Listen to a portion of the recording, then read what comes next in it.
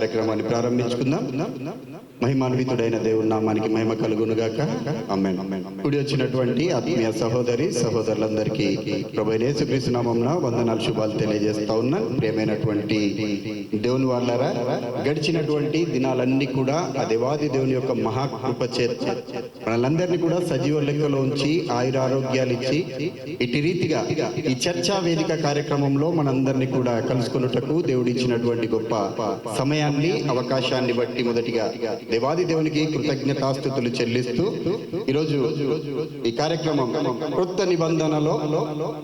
నిబంధన ఆరాధనలో వాయిద్యములు అవసరమా అనేటువంటి ఈ చర్చా కార్యక్రమాన్ని నిర్వహించుకొనుటకు సహకరించినటువంటి వారందరికీ కూడా, ఇక్కడ వారు లేనప్పటికీ వారందరికీ కూడా ప్రభువైన యేసుక్రీస్తు నామమున వందనాలు తెలియజేసుకుంటూ కార్యక్రమాన్ని మనం ప్రారంభించుకుందాం. ప్రారంభించుకున్నటకు మొదటిగా ప్రారంభ ప్రార్థన ద్వారా ఈ యొక్క కార్యక్రమాన్ని మనం ప్రారంభిస్తాం. మన మధ్యలో ఉన్నటువంటి సహోదరులు స్థానిక శ్రీరామ్ నగర్ క్రీస్తు సంఘ సువార్థికులుగా ఉంటున్నటువంటి బ్రదర్ సచిన్ గారు వచ్చి ప్రారంభ ప్రార్థన చేసి కార్యక్రమాన్ని ప్రారంభించవలసిందిగా ప్రేమపూర్వకంగా వారిని కోరుతా ఉన్నాం. ప్రార్థన. మమ్మల్ని ప్రేమించిన మా ప్రియ పరలోకపు తండ్రి, గొప్ప దేవ, మహోన్నతుడా, మీ ఘనమైన ఉన్నతమైన శ్రేష్టమైన నామానికి స్తుతులు స్తోత్రములు చెల్లించుకుంటున్నాం తండ్రి. ఉదయకాల సమయం నుంచి ఇంతవరకు మా యొక్క ప్రయాణాలలో మా పనులలో మీరు చేసే సహాయం బట్టి తండ్రి కృతజ్ఞతలు తండ్రి. యొక్క రాత్రికాల సమయం ముందు సంఘంగా కూడుకొని తండ్రి ప్రేమపూర్వకమైనటువంటి చర్చ కార్యక్రమాలు మమ్మల్ని ఏకపరిచి తండ్రి క్రొత్త నిబంధన ఆరాధనలో వాయిద్యములు అవసరమా అనేటువంటి అంశం మీద తండ్రి మా ప్రియ సహోదరులు వారి వారి విశ్వాసాలు తండ్రి బయలుపరుస్తుండగా వారికి మంచి కావలసిన జ్ఞానాన్ని అనుగ్రహించండి. అలాగే తండ్రి వినుచున్న మా అందరికీ కూడా తండ్రి వారి వారి మాటల వలన లేఖనాలను పరిశీలించి పరిశోధించి తండ్రి సత్యాన్ని గ్రహించగలిగేటువంటి గొప్ప అవకాశాన్ని నాకు దయచేయమని కోరుతూ, నడిపిస్తున్న సహోదరులు కూడా మెండైన జ్ఞానాన్ని అనుగ్రహించమని కోరుతూ, ఇంకనూ తండ్రి మా సహోదరులు రాబోచుండగా తండ్రి వారి మార్గాన్ని సరళపరిచి అందరూ కూడా సమయానికాలంగా వచ్చేసి ఈ కార్యక్రమం పాల్గొని తండ్రి లేఖనాల ద్వారా తండ్రి సహోదరులు వాక్యాన్ని వివరించగలిగేటట్లు వారికి మింగడం మెండిన ఆరోగ్యాన్ని జ్ఞానాన్ని అనుగ్రహించమని కోరుతూ తండ్రి ఈ కార్యక్రమం అంతటి కూడా తండ్రి ఆది నుంచి అంతం వరకు మీరే అధ్యక్షత వహించి నడిపిస్తారని కోరుకుంటూ ఈ కొద్ది వనవులు మీ ప్రియ కుమారుడు లోక రక్షకుడైనటువంటి యేసుక్రీస్తు అతి పరిశుద్ధమైన నామమున అడిగి వేడుకుంటున్నాము తండ్రి. ప్రార్థన చేసి సహకరించినటువంటి సహోదరులకు వందనాలు తెలియజేస్తా ఉన్నాను. అదేవిధంగా డైరెక్ట్ డిబేట్లోకి వెళ్ళకుండా ఒక పల్లవి ఒక చరణం మన మధ్యలో ఉన్నటువంటి సహోదరులు సురేష్ గారు అడగలరా? అందరికి వచ్చినటువంటి పాట ఒక పల్లవి ఒక చరణం పాడుకున్న తర్వాత మనం డిబేట్లోకి వెళ్ళిపోదాం.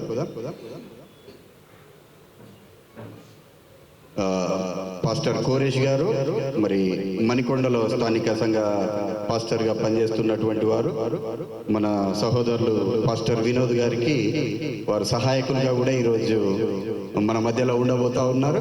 మరి వారు వచ్చి ఒక పల్లవి చరణాన్ని పాడవలసిందిగా వారిని ప్రేమపూర్వకంగా కోరుతా ఉన్నాం. అందరికి వచ్చినటువంటి ఒక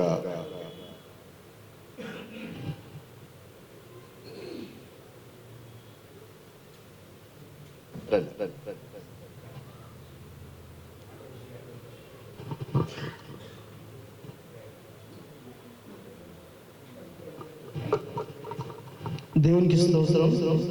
మరి సభాధ్యక్షులుగా ఉన్నటువంటి రమేష్ గారికి నా హృదయపూర్వక వందనాలు. వచ్చినటువంటి సత్యాన్వేషకులు అందరికీ నా నిండైన వందనాలండి. చిన్న ప్రేమ యేసయ్య ప్రేమ శరణి మాత్రం పాడతాను. ప్రేమ యేసయ్య ప్రేమ, ప్రేమ యేసయ్య ప్రేమ, ప్రేమ యేసయ్య ప్రేమ, ప్రేమ యేసయ్య ప్రేమ, మారనిది మరువనిది వీడనిది ఎడబాయనిది, మారనిది మరువనిది వీడనిది ఎడబాయనిది, ప్రేమ యేసయ్య ప్రేమ, ప్రేమ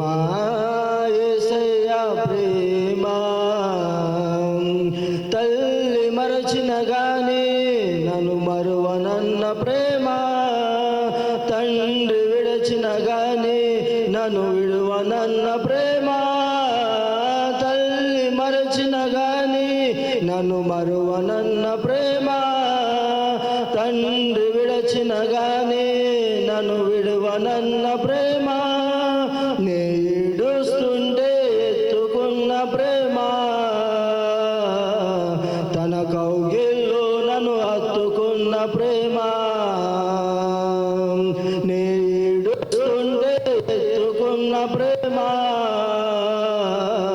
తన కౌగిల్లో నన్ను హత్తుకున్న ప్రేమ, ప్రేమ యేసయ్యా ప్రేమ, ప్రేమ యేసయ్యా ప్రేమ, ప్రేమ యేసయ్యా ప్రేమ, ప్రేమ యేసయ్యా ప్రేమ, మారినది మరువనిది వీడనిది ఎడబాయనిది, మారినది మరువనిది వీడనిది ఎడబాయనిది. హల్లెలూయా. థ్యాంక్ యూ అండి. పాస్టర్ ఖురేష్ గారికి ప్రత్యేకమైనటువంటి వందనాలు తెలియజేస్తా ఉన్నాం. చక్కటి కీర్తన ద్వారా దేవుని స్తుతించి మహిమపరిచినటువంటి మీ అందరికి కూడా వందనాలు తెలియజేస్తా ఉన్నాం. ప్రాముఖ్యమైనటువంటి ఘట్టంలోనికి వచ్చి ఉన్నాం. కృత నిబంధన ఆరాధనలో వాయిద్యములు అవసరమా అనేటువంటి ఈ చర్చకు వక్తలుగా వచ్చినటువంటి ఆ విషయాన్ని మాట్లాడడానికి వచ్చినటువంటి సహోదరులు మన మధ్యలో ఉన్నటువంటి స్థానిక క్రీస్తు సంఘ సువార్థికులు బ్రదర్ శ్రీధర్ గారిని ప్రేమపూర్వకంగా ఆహ్వానిస్తా ఉన్నాం. అదే విధంగా వారికి సహాయకులుగా ఉండుటకు ఉన్నటువంటి టీమ్ సిఓసి హైదరాబాద్ లో ఉంటున్నటువంటి బ్రదర్ మధు గారిని ప్రేమపూర్వకంగా ఆహ్వానిస్తా ఉన్నాం. అదేవిధంగా ఈ అంశంలో మాట్లాడడానికి మన మధ్యలో ఉన్నటువంటి సహోదరులు మా అన్న అనే పదమే వాడతా ఆయన గురించి, ఎందుకంటే అన్న అని బాగా అలవాటైన వ్యక్తి, దయచేసి ఎవరు అన్యదా భావించొద్దు. మరి అన్నగారు అయినటువంటి సహోదరులు స్థానిక హైదరాబాద్ లో ఉన్నటువంటి బాలాపూర్ నెలీల్ నగర్ లో కర్మేలు సత్య సువార్త సంఘానికి పాస్టర్ గా పనిచేస్తా ఉన్నటువంటి పాస్టర్ వినోద్ గారు రావాల్సిందిగా వారిని ప్రేమపూర్వకంగా కోరుతా ఉన్నాను. అదే రీతిగా వారికి సహాయకులుగా ఉంటున్నటువంటి సహోదరులు పాస్టర్ ఖురేష్ గారు స్థానికంగా ఇక్కడ మనకు దగ్గరలో ఉన్నటువంటి మణికొండ ప్రాంతంలో వారు దేవుని పరిచర్యలో కొనసాగుతున్నటువంటి పాస్టర్ గారు. మరి వారు కూడా వచ్చి వారికి కేటాయించినటువంటి సీట్లు ఆశీలు కావాల్సిందిగా వారిని ప్రేమపూర్వకంగా కోరుతా ఉన్నారు. థ్యాంక్ యూ అండి, వందనాలు. మరి ప్రాముఖ్యమైనటువంటి విషయం ప్రియులరా, దయచేసి అందరు ఇక్కడ కూర్చున్నవారు, మరీ ప్రాముఖ్యంగా వక్తలైనటువంటి వారు, వక్తలకు సహాయకులుగా ఉంటున్నటువంటి వారు అందరూ కూడా, మనమందరం కూడా ఓపిక, సహనము, సంయమనం పాటిస్తూ సత్యాన్ని నేర్చుకునేటువంటి క్రమంలో మనం అందరం ఇక్కడ కూడుకున్నాం. అందుకే సత్య అన్వేషులందరికీ ఆహ్వానం అనేటువంటి విషయాన్ని మనం తెలియపరిచినాం. సత్యం అంటే దేవుని వాక్యమే సత్యము, మనందరికీ తెలిసిందే. సత్యం అంటే దేవుని వాక్యమే సత్యము. మరి అటువంటి సత్యాన్ని గురించి దేవుడు తెలియపరిచినటువంటి మాటలు, సత్యం ఎక్కడున్నదట? సత్యము బహులోతుగాను దూరముగాను ఉన్నది, దానిని కనుగొని వారు కొందరే అని లేఖనం సెలవిస్తా ఉంది.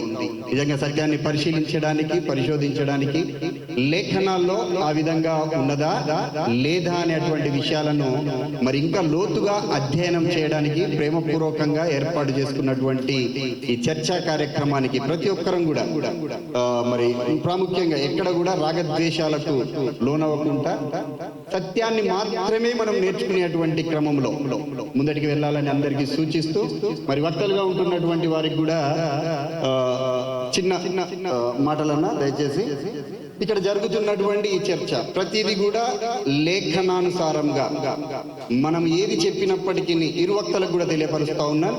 వారు ఏది మాట్లాడినప్పటికీ వాక్యానుసారంగా, బైబిల్కి అనుగుణంగా, పరిశుద్ధ గ్రంథంలో ఉన్నటువంటి వాటిని కోట్ చేస్తూ, వారు మాట్లాడిన మాటలకి పరిశుద్ధ గ్రంథంలో ఉన్నటువంటి లేఖనాన్ని కోట్ చేస్తూ మాట్లాడాలండి. అది అంతకుముందు మనము జనరల్ గా మనం కలుసుకున్నప్పుడు మాట్లాడుకున్నటువంటి విషయాలే బ్రదర్. మళ్ళీ ఒకసారి అందరికీ తెలియాలని నేను జ్ఞాపకం చేస్తా ఉన్నాను. బయటి నుండి కథలు కానీ ఎటువంటి అవి కానీ చెప్పడానికి వీల్లేదు. ఖచ్చితంగా ఇది ప్రతి ఒక్కరు కూడా, మీరు ఇరువురు కూడా పక్కన ఉన్నటువంటి సహాయకులు కూడా దీన్ని గుర్తుంచుకోవాలని ప్రేమపూర్వకంగా కోరుతా ఉన్నాను. అదే రీతిగా మరి ఒక చర్చ జరుగుతా ఉంది అని అంటే గెలుపు ఓటమి ఖచ్చితంగా ఉంటాయని అనుకుంటా ఉన్నాను. మరి దానికి మీరేమంటారో నాకైతే తెలియదు. ఒక పందెం జరుగుతూ ఉన్నప్పుడు గెలవడం ఓడిపోవడం అనేది అది సహజమైనటువంటిది.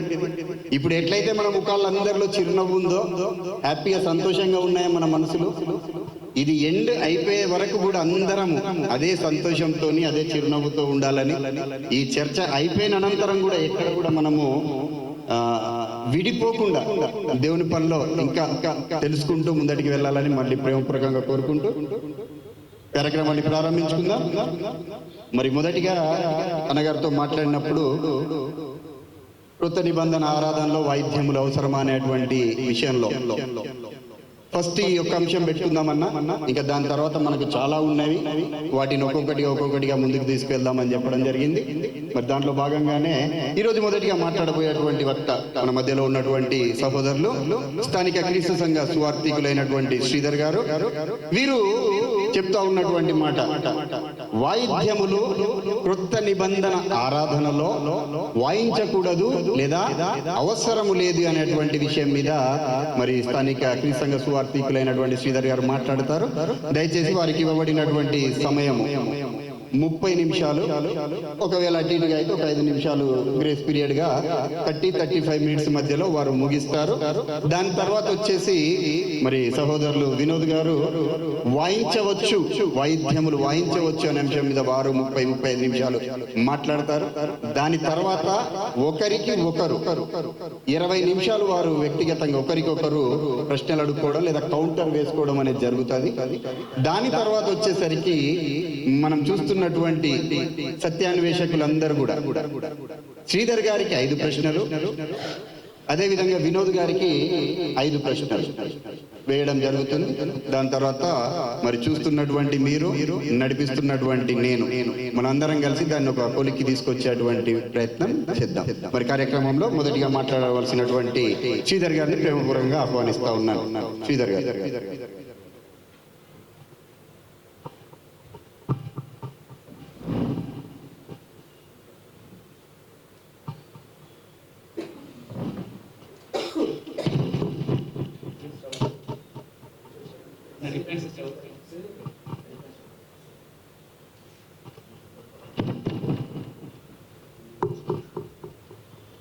చేరి వచ్చినటువంటి సత్య అన్వేషకులందరికీ కూడా ప్రభువైన యేసుక్రీస్తు వారి పరిశుద్ధ నామమున శుభావి వందనాలు తెలియజేస్తూ ఉన్నాను.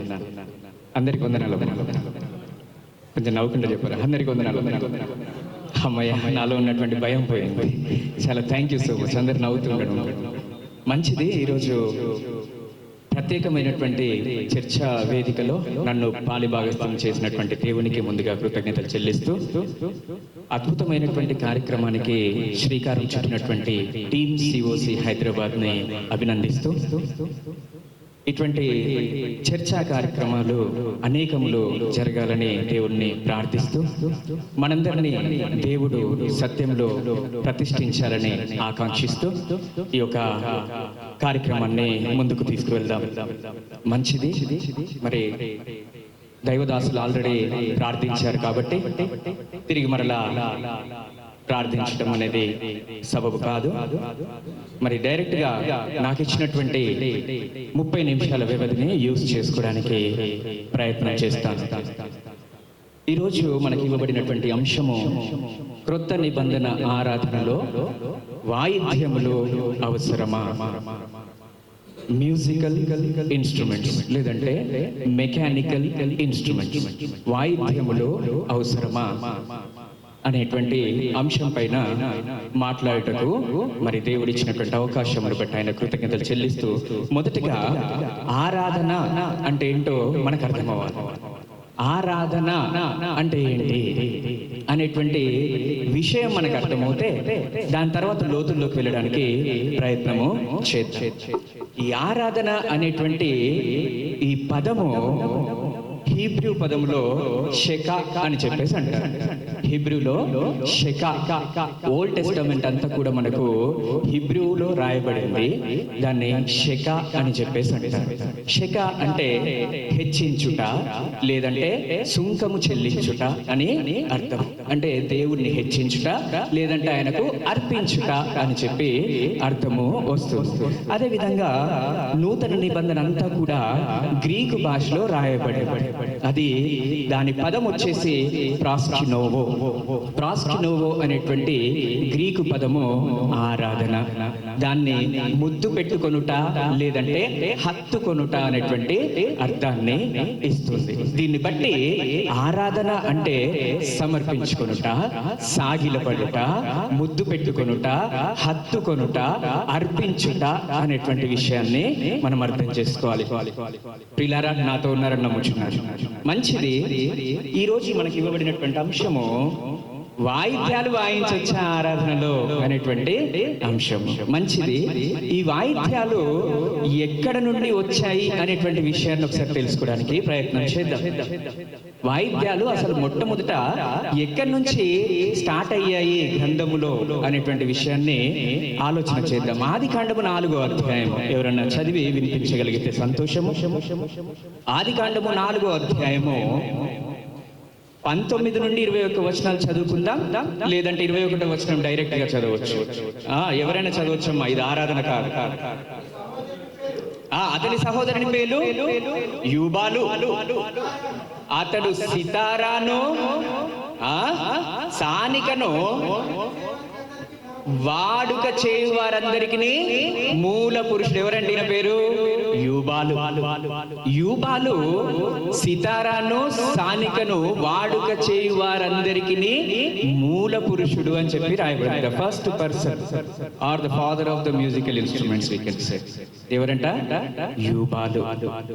ఈ యూబాలు ఎవరు అని చెప్పేసి ఒక్కసారి మనం ఆలోచన చేస్తే, ఆయన కయీను యొక్క కొడుకు, మనవడు, మనవడు, మనవడు, మనవడు అంటే ముని మనవడు అని చెప్పుకోవాలి. ఈ యూబాలు ఎవరంటే కయీను యొక్క ముని మనవడు. కయీనెవరు? కయీనెవరు? హేబేలును చంపినటువంటి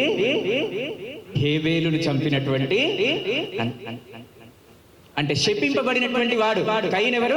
శపింపబడినటువంటి వాడు. దేవుని చేత నా దగ్గర నుంచి వెళ్ళిపో అని చెప్పి శపింపబడినటువంటి వాడు కయీను.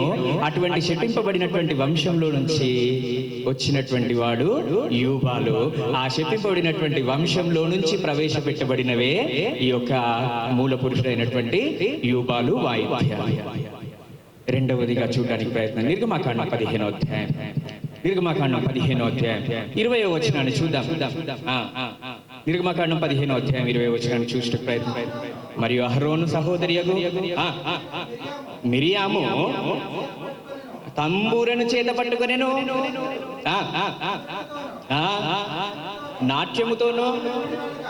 చాలండి. ఇక్కడ చూడండి, మరి ఒకరు ఇన్స్ట్రుమెంట్స్ యూజ్ చేసినట్టుగా మనం అక్కడ చూస్తున్నాం. తంబూరను చేత పట్టుకున్నారంటే ఎవరు? మిరియాము, అహరోను సహోదరు. ఆమె తంబురను చేత పట్టుకుంటే మిగిలినటువంటి స్త్రీలందరూ కూడా తంబురులతోనూ నాట్యములతోనూ ఆమెను వెంబడిస్తా ఉన్నారంటారు. సందర్భం ఏంటి? దేవుడు ఐగుప్తు నుండి ఇశ్రాయేలు ప్రజలను విడిపించినప్పుడు దేవుడు చేసినటువంటి మహత్కార్యములను గుర్తు చేసుకొనుచు వాళ్ళు ఆయనను ప్రైజ్ చేస్తూ కీర్తన పాడుతూ ఉత్సాహంగా తంబురతోనూ నాట్యముతోనూ వాళ్ళు ఐగుప్తు నుంచి రిలీజ్ అయ్యేటువంటి ఆ కార్యక్రమంలో సాగుతున్నటువంటి ఈ యొక్క సందర్భము చూడండి. వీళ్ళు ఎక్కడి నుంచి వస్తున్నారు? ఐగుప్తు నుంచి వస్తున్నారు. ఎక్కడి నుంచి వస్తున్నారమ్మా? ఐగుప్తు నుంచి వస్తున్నారు. వీళ్ళ దగ్గర అప్పటి వరకు స్వాతంత్రం ఏమి లేదు. అంటే ఈమె వాడుతున్నటువంటి తంబూర ఎక్కడి నుంచి వచ్చిందంటే పాపభరితమైన శపింపబడినటువంటి ఆ యొక్క ఐగుప్తు దేశం నుంచి తీసుకొస్తుంది తంబూర. ప్రియులారా గమనించండి. మొదటి సమూయేలు గ్రంథము 16వ అధ్యాయము. మొదటి సమూయేలు గ్రంథము 16వ అధ్యాయము 14, 16 వచనాలు చదువుకుంటే, 14 నుండి 16 వచనాలు మనం చదువుకున్నట్లయితే, యెహోవా ఆత్మ సౌలును విడిచిపోయి యెహోవా దగ్గర నుంచి దురాత్మ ఒకటి వచ్చి అతనిని వెరిపింపగా పౌలు సేవకులు అంటున్నారు, చాలండి సౌలుకి ఒక దురాత్మ వచ్చేసింది. సౌలుకి దురాత్మ వచ్చింది. దురాత్మ వచ్చినప్పుడు ఆయనకు ఉన్నటువంటి సేవకులందరూ కూడా అయ్యా నువ్వు ఆజ్ఞ అయ్యి సితారాను చమత్కారంగా వాయించగలిగినటువంటి వాడు ఒకడు ఉన్నాడు, అతను వచ్చేసి సితారా వాయిస్తే నీకు పట్టినటువంటి దురాత్మ పోతుంది అని చెప్పినప్పుడు సరే అతనే కానీ అని చెప్పేసి అంటాడు సౌలు. అన్నప్పుడు 23వ వచనం చదువుకుందాం.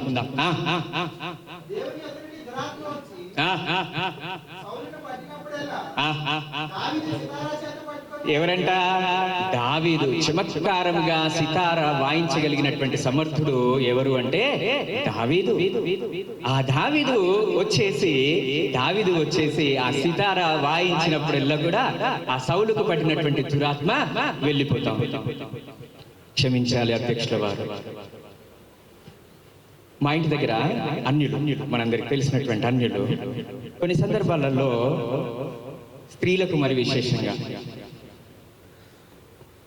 దేవుడు వచ్చిండు అని చెప్పేసి పూనకాలు ఊగిపోతాం. తెలుసు కదా, ఊగిపోయేటువంటి ఆ క్రమంలో అమ్మా రూపగించకు ఏం కావాలి తల్లి అని చెప్పేసి అంటారు.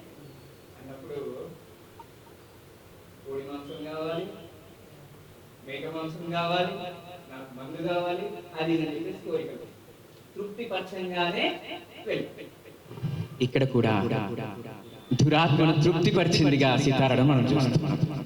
సితారాను తన్మయత్వంలోనికి పంపించింది దురాత్మని తన్మయత్వానికి గురి చేసింది సితార. అందుకనే అది తన్మయత్వానికి లోనై దురాత్మ వెళ్ళిపోయినట్లుగా మనము చూస్తున్నాం. అంటే సంగీతము లేదంటే సితార ఎవరికది దురాత్మకు తన్మయత్వాన్ని ఇచ్చేదిగా మనం ఇక్కడ చూస్తున్నాం. ఇటు విధంగా వాయిద్యములు మనకు గ్రంథములో శపింపబడినటువంటి వంశం నుంచి వచ్చాయి, శపింపబడినటువంటి దేశం నుంచి వచ్చాయి, దురాత్మలకు తన్మయత్వాన్ని కలిగించేటిగా కనబడుతున్నాయి. మనుషులను ఊరేగింపు చేసేటువంటి సమయాల్లో వాయిద్యములు వాయించినట్లుగా మనం చూస్తాం. సౌలును రాజుగా ఎన్నుకున్నప్పుడు ఒకసారి చూద్దాం. సమూయేలు గ్రంథం 10వ అధ్యాయం 5వ వచనం. మొదటి సమూయేలు గ్రంథం 10వ అధ్యాయం 5వ వచనంలో మనం చూసినప్పుడు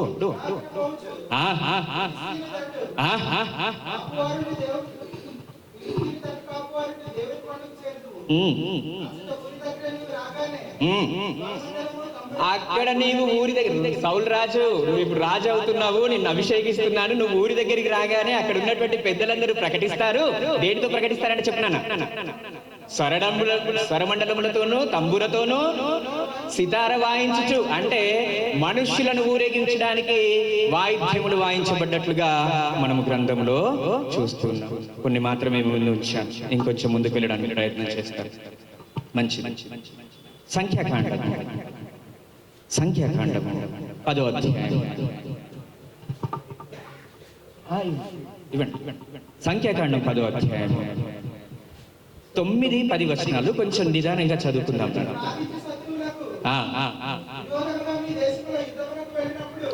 యుద్ధమునకు వెళ్ళినప్పుడు బూరలు ఊదాలి.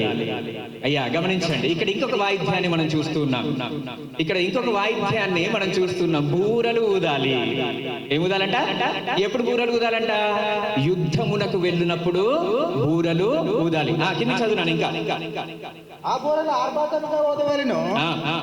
అప్పుడు మీ దేవుడైన యెహోవా సన్నిధి మీరు జ్ఞాపకమునకు వచ్చి మీ శత్రువుల నుండి రక్షించబడుదురు. మరియు ఉత్సవ దినమందును నియామక కాలమందును మెల్లిమెల్లిగా చూడండి. యుద్ధములకు పోవునప్పుడు ఒకటి, మరియు ఉత్సవ దినమప్పుడు ఒకటి, నియామక కాలములప్పుడు ఒకటి, నెలల ఆరంభమప్పుడు ఒకటి, దహన బలులను సమాధాన బలులను అర్పించినప్పుడు ఆ బూరలు ఊదవలెను. అప్పుడు అవి మీ దేవుని చాలు బూరలు అనేటివి కూడా ప్రవేశపెట్టబడ్డాయి.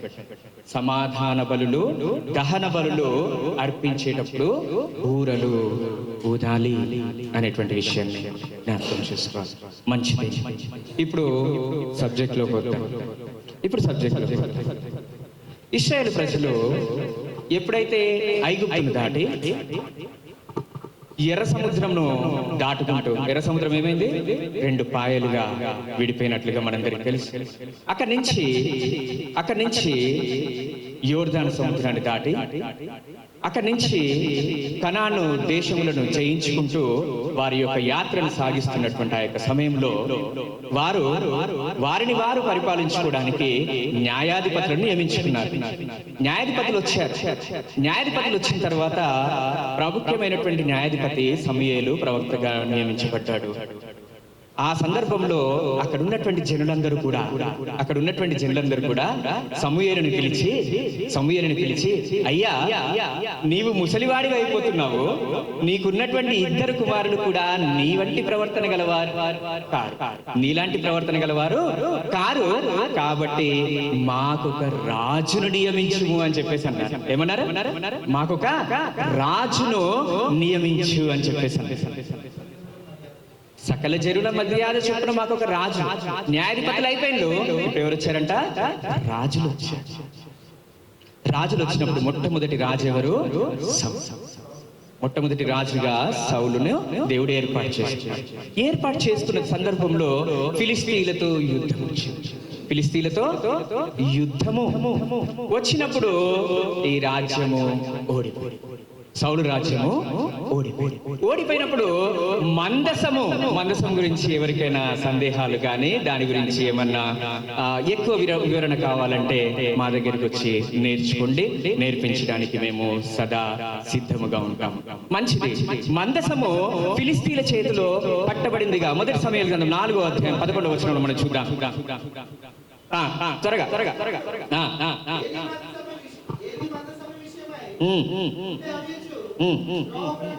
మొదటి సమూయేలు గ్రంథము 4వ అధ్యాయము 11వ వచనాన్ని చదువుదాం. మరియు దేవుని యొక్క మందసము పట్టబడింది. ఎవరికి? ఫిలిస్తీన్లకు పట్టబడింది. ఎవరికి పట్టబడిందనా? ఫిలిస్తీన్లకు దేవుని యొక్క మందసము పట్టబడిన తర్వాత ఫిలిస్తీన్లు మందసాన్ని తీసుకుపోయి ఎక్కడ ఉంచారంట? దాగోను గుడిలో ఉంచారు. ఎక్కడ ఉంచారు? 5వ అధ్యాయంలో మనం మొదటి నుంచి చదువుకుంటే దాగోను గుడిలో ఉంచారు.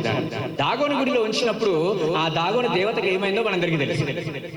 దాగోనుకు ఏమైందో మనందరికీ తెలుసు. ముక్క చెక్కలు అయిపోయాయి. వామ్మో! అంతేకాకుండా ఆ మందసం వచ్చినప్పటి నుంచి ఫిలిస్తీన్ల దేశంలో అనేకమైనటువంటి రోగములు ప్రబలినట్టుగా మనం చూస్తూ ఉంటాం. గడ్డలయ్యాయంట. ఫిలిస్తీ దేశం వాళ్ళందరికీ ఏమైనాయి? గడ్డలు అయిపోయాయి. అప్పుడు వాళ్ళందరూ కూడా వామ్మో, మందసం మన దగ్గర ఉంటే ఇంకా మనము తాళలేము, దేవుని యొక్క ఉగ్రత మన మీదకి వచ్చిందని చెప్పేసి మందసాన్ని పంపించాలి అనేటువంటి ప్రణాళిక చేసుకుని దానికోసము క్రొత్త బండిని ఒకటి చేయించి బంగారు పందికొక్కులను ఆ మందసమును ఆ బండిలో పెట్టి తీసుకుని పంపించారు. పంపిస్తూ ఇశ్రాయేలు బార్డర్ వరకు వచ్చేసి ఐగుప్తు దేశం ఫిలిస్తీన్ల దేశం దాటి ఇశ్రాయేలు బార్డర్ వరకు వచ్చింది.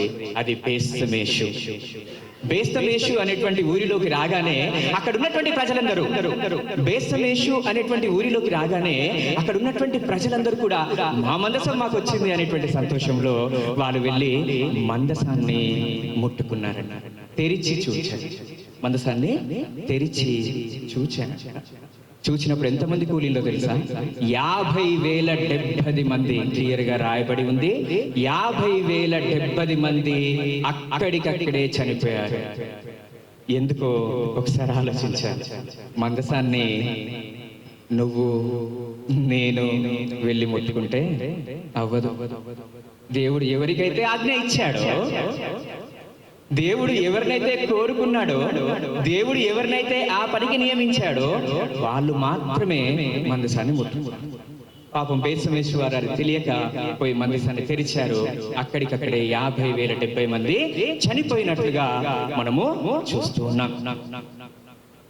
ఆ తర్వాత బేత్షెమెషు వారు అమ్మో, ఇది మా దగ్గర ఉంటే ఇంతమంది చనిపోయిందని వాళ్ళు భయపడిపోయి పంపించేసింది. ఎక్కడికి పంపించింది? ఇప్పుడు అబీనాదాబు ఇంటికి పంపించారు. ఎక్కడికి?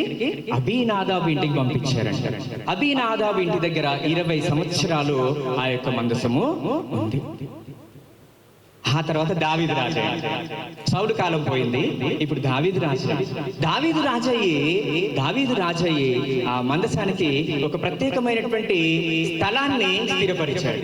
దావీదుపురంలో ఒక ప్రత్యేకమైనటువంటి స్థలాన్ని మందసానికి స్థిరపరిచి ఆయన దాన్ని తీసుకొద్దామని చెప్పేసి ప్రణాళిక చేశాడు. ఇప్పుడు చదువుకుందాం మనం ఒకసారి.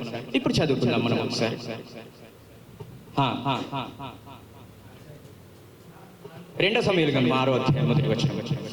రెండో సమూయేలు గ్రంథము 6వ అధ్యాయము. యెహోవా మందసము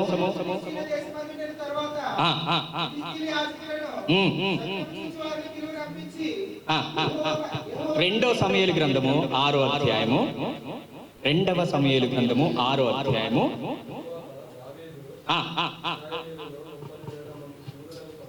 ఎంతమందినంట? 30,000 మంది శూరులను సమకూర్చుకొని క్రొత్త బండి ఒకటి చేయించి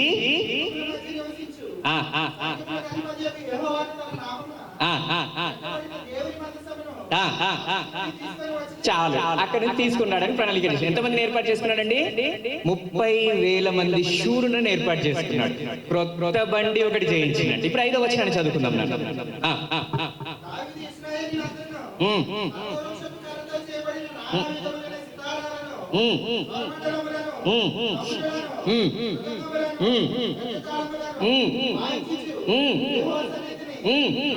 నాట్యమాడుతూ చాలండి. ఇప్పుడు దావీదు మనసాన్ని తీసుకొస్తున్నాడు ఎక్కడి నుంచి? అబీనాదాబు ఇంటి దగ్గర నుంచి 20 సంవత్సరాల తర్వాత దావీదు రాజు అయిన తర్వాత దాన్ని తీసుకొచ్చేటువంటి క్రమంలో వాళ్ళు అక్కడ వాయిద్యాలు వాయించినట్లుగా మనం చూస్తున్నాం. అయ్యా, వాయిద్యాల గురించే మన అంశము. సైడ్ ట్రాక్ అవ్వట్లేదు, మీకు అంత బ్యాక్గ్రౌండ్ చాలా ఇన్ఫర్మేషన్ ఇస్తున్నాను నేను. వాయిద్యాలను దావీదు యూజ్ చేసినట్లుగా వెళ్ళినటువంటి 30,000 జనాలు కూడా ఊరేగింపుగా తంబూర, సితార, నాట్యం, వాట్ నాట్, దావీదు వాలే నాట్యమాడి అని చెప్పేసి మనం పాడుతూ ఉంటాం చక్కగా తాళాలతో, అది ఇది అని చెప్పేసి చక్కగా. దావీదు కూడా అంతే, నిజంగానే వాక్యమే రాయబడి ఉంది. దావీదు నాట్యం చేసుకుంటూ మ్రోగు తాళములతో, తప్పెట్లతో, సత్య, సితార, తంబూర ఇవన్నిటితో ఊరేగింపుగా మందసాన్ని తీసుకొస్తున్నాడు. మంచిదేగా. అక్కడికి తీసుకొచ్చేటువంటి 2 విషయాలు దావీదు పెద్ద తప్పు జరిగించాడు. నెంబర్ 1, ఫిలిష్తీయులు ఎట్టి విధంగా అయితే కొత్త బండి చేయించాడో అట్టి విధంగా దావీదు కూడా కొత్త బండి చేయించాడు. ఫస్ట్ తప్పు. రెండవ తప్పు గురించి మళ్ళీ ముందుకు వస్తాను. అయితే అవి వస్తున్నటువంటి క్రమంలో క్రొత్త బండి మీద ఉన్నటువంటి ఆ యొక్క మందసము అట్లా వస్తున్నాయి ఎడ్లు. మా బండి వస్తుంది, వచ్చేటువంటి క్రమంలో ఒక ఎద్దుకు కాలు జారినప్పుడు ఏమవుతుంది? బండి వంగిపోతుంది. బండి వంగిపోయినప్పుడు దాంట్లో ఉన్నటువంటి మందసం పడిపోవడానికి అవకాశం ఉంది. పడిపోయేది పట్టుకున్నాడు అన్నాడు. పట్టుకోవడం తప్ప రైటా? పడిపోతున్న దాన్ని పట్టుకోవడం తప్ప రైటా? జనరల్ గా పడిపోయేదాన్ని పట్టుకోవడం తప్ప రైటా? రైట్. మన న్యాయ విధులు వేరు, దేవుని యొక్క ఆజ్ఞలు వేరు. పడిపోయేటువంటి దాన్ని ఉజ్జా పట్టుకోవడానికి ప్రయత్నం చేసిండు. అక్కడికక్కడే దేవుడిచ్చినటువంటి ఆజ్ఞను మీరితే, ఈ రోజు మీరైనా నేనైనా దేవుడిచ్చినటువంటి ఆజ్ఞను మీరితే 50,070 మంది ఇక్కడ ఉజ్జా చనిపోతారు. కాబట్టి చాలా జాగ్రత్తగా ఉంటారు. ఆ తర్వాత దావీదుకి భయం వేసి ఆయన ఆ యొక్క మందసాన్ని నేనెటు తీసుకోగలుగుతా, అమ్మో దేవుడు ఉగ్రత నా మీదకి వస్తుందని చెప్పేసి దావీదు భయపడి ఆ మందసాన్ని తీసుకుపోలేక ఓబేదెదోము వాళ్ళ ఇంట్లో పెట్టిండు. ఎక్కడ పెట్టిండు? ఓబేదెదోము వాళ్ళ ఇంట్లో ఆ మందసాన్ని ఉంచిండు. ఓబేదెదోము వాళ్ళ ఇంట్లో 3 నెలలు ఆ యొక్క మందసము ఉంచబడింది. 3 నెలలు అక్కడ ఉన్నందుకు ఓబేదెదోముకి మస్తు దీవెనలు వచ్చింది. దేవుడు చాలా ఆశీర్వదించాడు ఆయన. ఆ తర్వాత దావీదుకి వినబడింది ఆ మాట. వినబడ్డప్పుడు ఆయన అంటున్నాడు, మళ్ళీ నేను మందసాన్ని తీసుకురావాలి అని చెప్పేసి మళ్ళీ అనుకున్నాడు ఆయన. అనుకొని ఈసారి ఏం చేసిండో చూద్దాం. మొదటి దినవృత్తాంతం గ్రంథం 15వ అధ్యాయం. 13వ వచనాన్ని చూద్దాం. మొదటి దినవృత్తాంతం గ్రంథం 15వ అధ్యాయము 13వ వచనాన్ని మనం చూడడానికి ప్రయత్నం చేద్దాం. 15:13.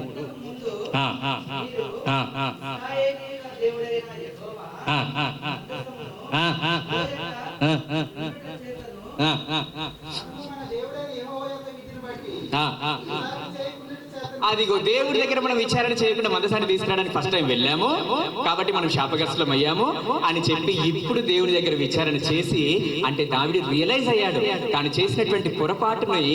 దావీదు రియలైజ్ అయ్యి ఇప్పుడు పరిశోధన చేసి ఆ మందసాన్ని తీసుకురావడానికి పూనుకున్నాడు. ఇప్పుడు 2వ వచనం చదువు. మందసమును ఎత్తుటకు నిత్యము తనకు సేవ చేయుటకును లేవీయులను మాత్రమే ఏర్పాటు చేసుకున్నాడు. కాబట్టి లేవీయులు తప్ప మరి ఎవ్వరు కూడా ఆ మందసాన్ని ముట్టుకోవడానికి వీలు లేదు అని చెప్పి దావీదు ఆజ్ఞ ఇచ్చినట్లుగా మనం చూస్తూ ఉన్నాం. 30,000 మంది శూరులతోటి ఆర్భాటంగా వెళ్ళినటువంటి దావీదు ఆయన రేంజ్ లో వెళ్ళాడు. 30,000 సమకూర్చుకొని. ఆయన రేంజ్ వద్దు మనకి, క్షమించండి, మన రేంజ్ వద్దు. దావీదు ఆయన రేంజ్ లో తీసుకురావడానికి ట్రై చేశాడు 30,000 మంది శూరులను పట్టుకొని. కాదు, దేవుడు చెప్పినటువంటి ఆజ్ఞ ప్రకారంగా పాటించాడు. మన రేంజ్ లో వెళ్తే అరిష్టాలు వస్తాయి, దేవుడి ఆజ్ఞ ప్రకారంగా వెళ్తే దీవెనలు వస్తాయి. రియలైజ్ అయ్యి లేవీలను ఏర్పాటు చేసుకుని పాఠకులను, సితారా వాయించే వాళ్ళను, ఇంకా మ్రోగు తాళములను, హెచ్చు స్వరములను వాయించే వాళ్ళందరినీ కూడా లేవీల నుండి మాత్రమే ఆయన సెలెక్ట్ చేశారు. ఇక వేరే వాళ్ళకి అవకాశమే లేదు. ఆయన కూడా వాయిద్యములను ముట్టుకోలేదు. నెక్స్ట్ టైం బాగా గమనించాలి ప్రియులారా. దావీదు కూడా నెక్స్ట్ టైం ఎప్పుడైతే రియలైజ్ అయ్యాడో అప్పుడు ఆయన వాయిద్యములను ముట్టుకోలేదు, వాయిద్యములను లేవీలకు అప్పగించేసిండు. ఈ పరిచర్య అంతా మీది, పాఠకులు మీరే, వాయిద్యాలు వాయించాల్సింది మీరే, ఆ పరిచర్య చేయవలసినటువంటి ధర్మం అంతా మీదే అని చెప్పి దావీదు లేవీలను పిలిచి అక్కడ ఆల్మోస్ట్ 275 లేవీలను ప్రతి గ్రాణములు చేసే వాళ్ళను, వాయిద్యాలు వాయించే వాళ్ళను, వాళ్ళందరినీ కూడా, అంటే ఇప్పుడు మనము జనరల్ గా డినామినేషన్స్ లో జరుగుతున్నటువంటిదే. సింగర్స్ ఉంటారు, ఆర్కెస్ట్రా ఉంటుంది, ప్లేబ్యాక్ సింగర్స్ అంటే వెనకాల ఉన్నటువంటి కోరస్ పీపుల్ ఉంటారు. అదంతా కూడా ఇక్కడ నుంచే వచ్చింది. అదంతా కూడా మొదటి 15వ అధ్యాయం నుంచే వచ్చింది. సింగర్స్ ఉంటారు, కోరస్ పీపుల్ ఉంటారు, ఆర్కెస్ట్రా ఉంటుంది, దానికి సెపరేట్ గా వయలిన్, సితారా, తంబురా, తప్పిట, అన్ని సమస్త అవన్నీ కూడా ఇక్కడ నుంచి వచ్చినటువంటి క్రమమే. కానీ దావీదు వాయించలేదు. నెక్స్ట్ కాకపోతే ఆయన ఒక పని చేశాడు. నెక్స్ట్ టైం వచ్చేటప్పుడు నాట్యముతో వచ్చాడు.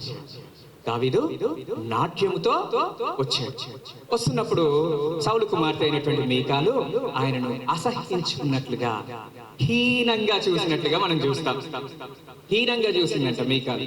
అంటే ఒక ఉన్నత స్థాయిలో దేవుని చిత్తానుసారుడైనటువంటి దావీదు, అంత ఉన్నతమైనటువంటి స్థానంలో ఉన్నటువంటి దావీదు డాన్స్ చేయడం వల్ల హీనపరచబడ్డాడు. మనుషుల దృష్టిలోనే హీనపరచబడ్డాడు అంటే దేవుని దృష్టిలో ఇంకా దేవుడు ఎంత నొచ్చుకొని ఉంటాడో మనము ఆలోచించుకోవాలి. మంచిది. అటు విధంగా మనకు సంగీతాలు వచ్చాయి. ఇప్పుడు ఒకసారి 2వ దినవృత్తాంతం 29వ అధ్యాయం. నాకు ఇవ్వబడినటువంటి సమయంలో ఇంకా 5 నిమిషాలు ఉంది. 2వ దినవృత్తాంతం 29వ అధ్యాయం. 2వ దినవృత్తాంతముల గ్రంథము 29వ అధ్యాయము 25వ వచనాన్ని చదువుతాం.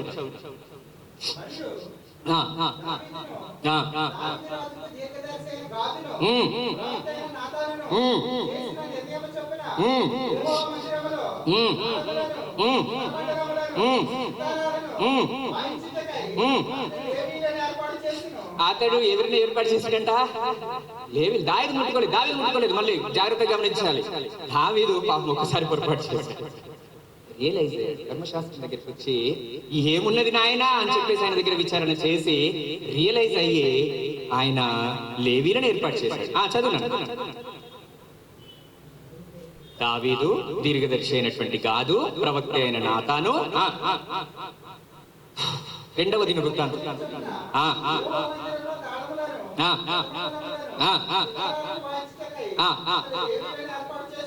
అతడు లేవీలను ఏర్పాటు చేసిన అలాగు జరగవలెనని యెహోవా తన ప్రవక్తల ద్వారా ఆజ్ఞాపించినని చెప్పారు. దావీదు చేయించేటువంటి వాద్యములను వాయించుటకు చాలు. వీళ్ళు ముగ్గురు కలిసి డిసైడ్ చేసి, ఎవరెవరు?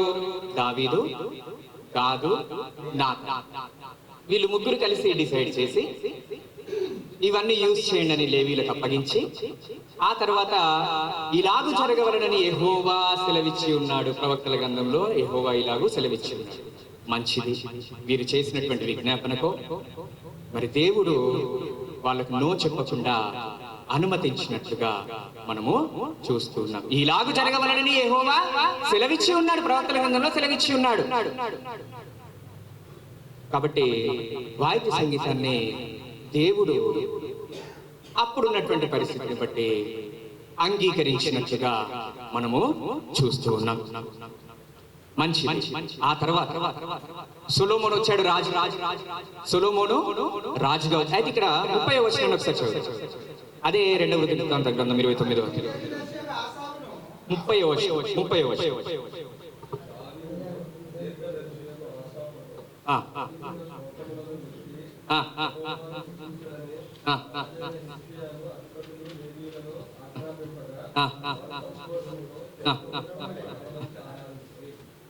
తలలు వంచి ఆరాధించి, ఆరాధన దగ్గరికి వచ్చేసరికి దహన బలులు సమాధాన బలులు అర్పించేటప్పుడు బూరలు ఊదండి అని చెప్పేసి అన్నాడు, వాయిద్యాలను వాయించండి అని చెప్పేసి అన్నాడు. ఇవన్నీ వాయిద్యాలు వాయిస్తూనే ఉండి ఆరాధన దగ్గరికి వచ్చేసరికి తలలు వంచి ఆరాధించారు. ఎలా ఆరాధించారంట? తలలు వంచి ఆరాధించారు. కాబట్టి ప్రియులారా, గమనించాల్సినటువంటివి చాలా అంశాలు ఉన్నాయి. చాలా మంది మా టర్న్ వస్తుంది, మేము మాట్లాడతాము అనేటువంటి దీంట్లో ఉన్నారు. మాట్లాడడానికి దేవుడు అందరికీ అవకాశం ఇచ్చుగా. మంచి. ఆ తర్వాత సొలొమోను రాజు అయ్యాడు. సొలొమోను రాజు అయినప్పుడు ఆయన చేసినటువంటి విషయాన్ని ఒకసారి చూద్దాం. మొదటి రాజుల గ్రంథం 10వ అధ్యాయం. మొదటి రాజుల గ్రంథం 10వ అధ్యాయం 12వ వచనం చదువుతాం. దేని చేతట? చందనపు మ్రాను చేత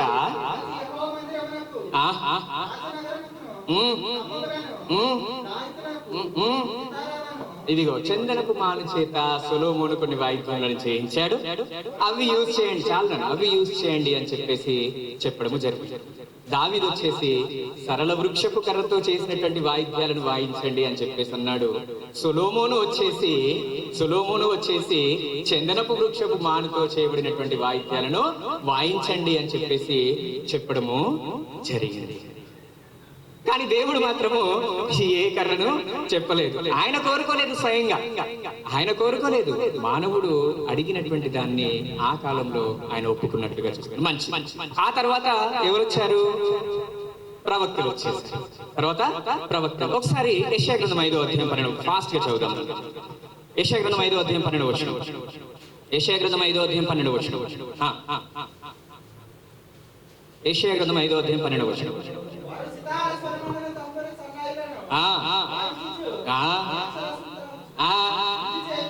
కానీ ఇదిగో వాయిద్యంలో అంత దూరం తీసుకొచ్చేసాయి మనల్ని. ఎక్కడికి తీసుకొచ్చాయి?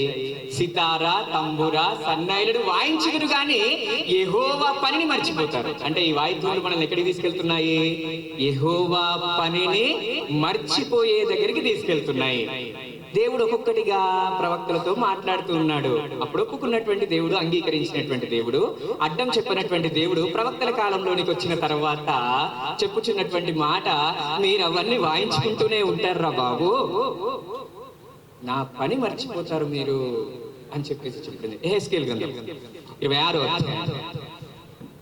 యెహెజ్కేలు గ్రంథం 26వ అధ్యాయం 13 నుంచి 14 వచనాలు చదువుకుందాం.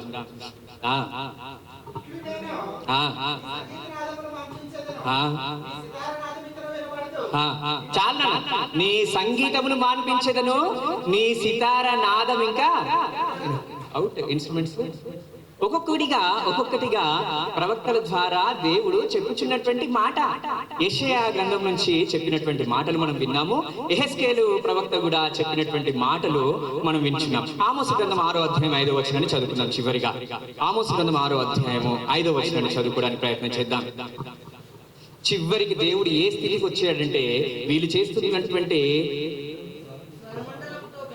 స్వరమండలములతో కలిసి పిచ్చి పాటలు పాడుచు, స్వరమండలములతో కలిపి పిచ్చి పాటలు పాడుచు. ఏం పాటలంట? పిచ్చి పాటలు పాడుతూ దావీదు వలనే వాయించు వాద్యములను కల్పించుకుందరు. వాయిద్యములను ఏం చేశారంటే దావీదు కల్పించుకున్నారు. వాయిద్యముడు ఏం చేశాడంట? దావీదు ఏం చేశాడు? కల్పించుకున్నాడు. దావీదు వల్ల మీరు కూడా పిచ్చి పాటలు పాడుకుంటూ వాయిద్యములను కల్పించుకుందురు. అందుకనే మిమ్మల్ని నేను ఎక్కడికి పంపిస్తాను? చెరకు పంపిస్తాను. ఎక్కడికి పంపిస్తాను? చెరకు పంపిస్తాను రా బాబు. వాయిద్యాలు దేవుడు ఆపినట్లుగా మనం చూడగలుగుతాం. అందుకని మత్తయి సువార్త 15వ అధ్యాయంలో కూడా మనుషులు కల్పించినటువంటి పద్ధతులు దైవోపదేశములని తలంచుచు వ్యర్థముగా నన్ను ఎవరు కల్పించారు? దావీదు ఎట్టి విధంగా అయితే వాయిద్యములు కల్పించుకున్నాడో అట్టి విధంగా ఇప్పుడు మనుషులు కల్పించినటువంటి వాయిద్యములను కల్పించుకుని వ్యర్థముగా నన్ను ఆరాధించున్నారు అని దేవుడి యొక్క లేఖనం సెలవిస్తాం. అవకాశం ఇచ్చినటువంటి దేవునికి కృతజ్ఞతలు. శ్రద్ధగా విన్నటువంటి మీ అందరికీ కూడా నా వందనాలు తెలియజేస్తూ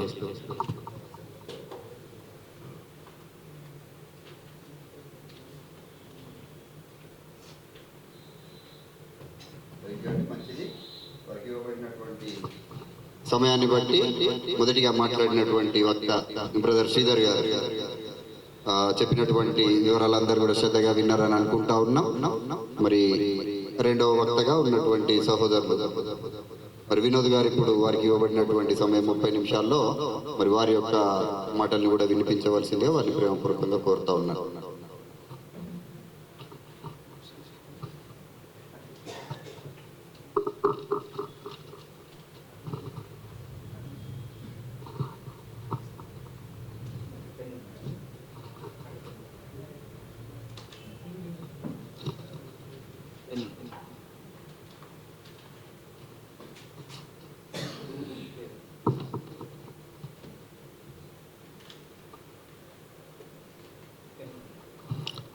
దేవునికి స్తోత్రం కలుగును గాక.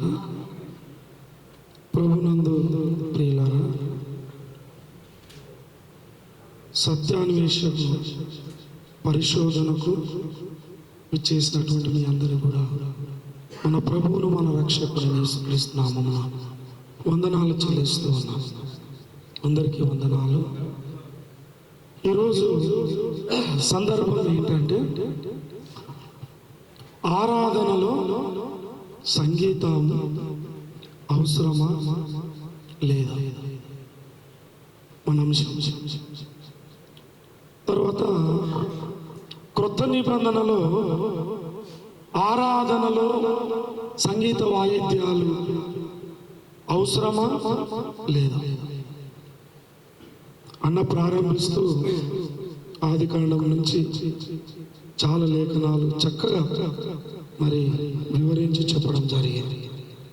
నేనేమనుకున్నంటే ఓన్లీ కొత్త నిబంధన గ్రంథంలో ఉన్నటువంటి లేఖనాలు కోట్ చేసి మాట్లాడతారేమో, పాత నిబంధన మాట్లాడరేమో అని నేను ఆలోచించాను. నాకు అర్ధగంట అవసరం లేదు, 20 నిమిషాల్లో నేను ముగించేసేస్తాను. మీరు జాగ్రత్తగా వినవలసిందిగా మనం చేస్తున్నాను. నన్ను ప్రేమించి మా గ్రామం నుంచి వచ్చినటువంటి నా సహోదరులు మీ అందరూ కూడా వందనాలు. ప్రభునందు ప్రియులారా, సత్యము తెలుసుకునే విషయంలో మీ ఆసక్తిని చూసి నిజంగా నాకు చాలా సంతోషం అనిపించింది. మీ ఓపిక, మీ సహనము, చాలా జాగ్రత్తగా మీరు వింటున్నారు. దేవునికి మహిమ కలుగును గాక. కాబట్టి ఆరాధనలో సంగీత వాయిద్యాన్ని దేవుడు అనుమతించాడా లేదా అనే విషయాన్ని క్లుప్తంగా మనం తెలుసుకుందాం. దానికంటే ముందు ఒక చిన్న లేఖనం చదువుకుందాం. 1 యోహాను పత్రిక 2వ అధ్యాయము, 1 యోహాను పత్రిక 2వ అధ్యాయము 21వ వచనాన్ని మనం చదువుకుందాం. మీరు సత్యమెరిగిన వారైనందున ఏం రాయలేదు గాని మీరు దానిని ఎరిగి ఉన్నందునను ఏ అబద్ధమును సత్య సంబంధమైనది కాదని ఎరిగి ఉన్నందునను చాలు రాయుచున్నాను. ఏ అబద్ధము కూడా సత్య సంబంధమైనది ఏంటంట కాదు. ఏ అబద్ధము కూడా సత్య సంబంధమైనది కాదు. బైబిల్లో ఉన్నటువంటి 66 గ్రంథాలు ఎలా రాయబడ్డాయి అంటే దేవుడు అపోస్తలుడైనటువంటి పేతురు ద్వారా ఒక మాట రాయించాడు. మొదటి పేతురు 1వ అధ్యాయము 19వ వచనాన్ని కనుక మనం గమనించినట్లయితే, మొదటి పేతురు 1వ అధ్యాయము 19-20 వచనాలు. ఇంతకంటే స్థిరమైన ప్రవచన వాక్యం మనకున్నది.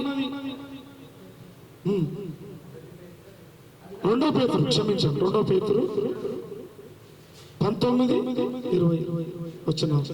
మరియు ఎందుకంటే స్థిరమైన ప్రవచన వాక్యం మనకున్నది. ఆ, తెల్లవారి వేకువ చుక్క ఉమ్, మీ హృదయములలో ఉదయించు వరకు ఉమ్, ఆ వాక్యమే చీకటి గల చోటును వెలిగించి దీపమైనట్టున్నది. ఉమ్. దాని యందు మీరు లక్ష్యమించిన యెడల ఆ, ఆ, ఆ. ఉండు, ఉండు. ఆ, ఆ.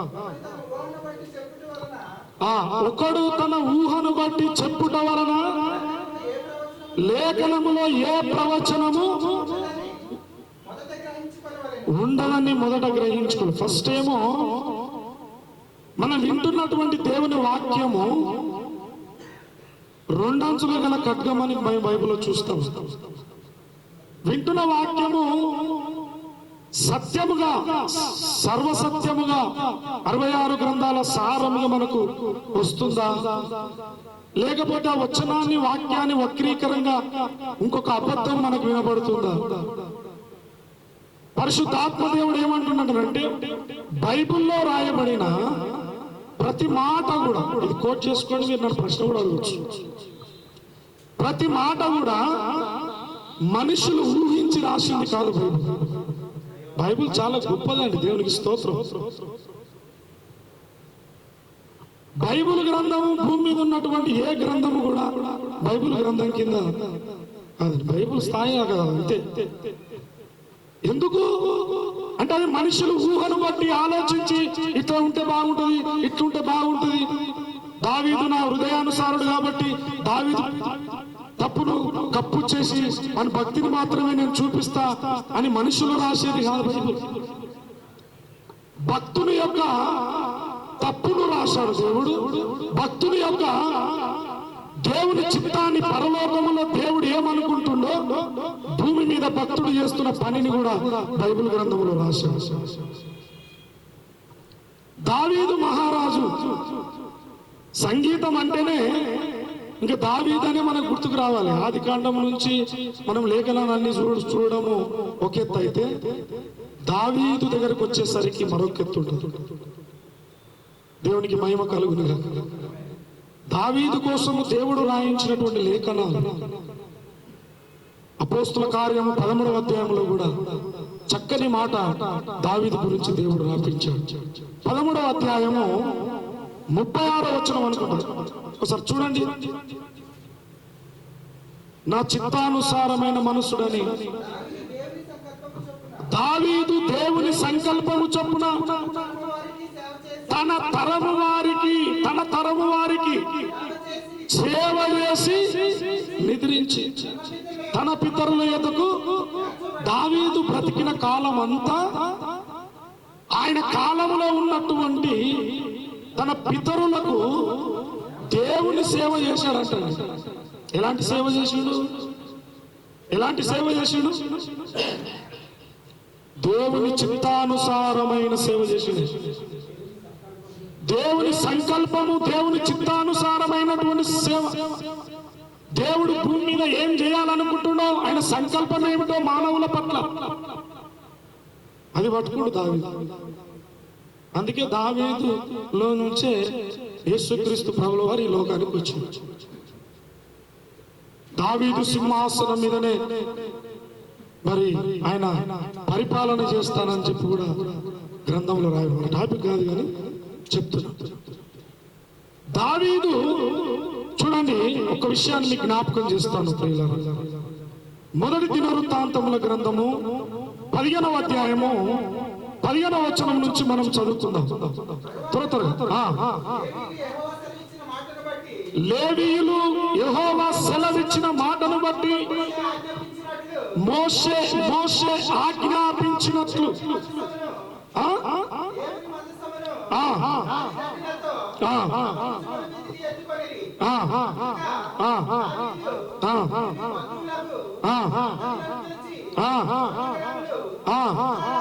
స్వరమండలములను సితారాలను తాళములను లోనగు వాయిద్య విశేషములతో గంభీర ధ్వని చేయించు సంతోషముతో స్వరమెత్తి పాడినట్లు ఏర్పాటు చేయడం రేవీల ఏమి ఆజ్ఞ ఇచ్చిందా లేకపోతే దాని విషయంలో ఏమని చెప్పిండా?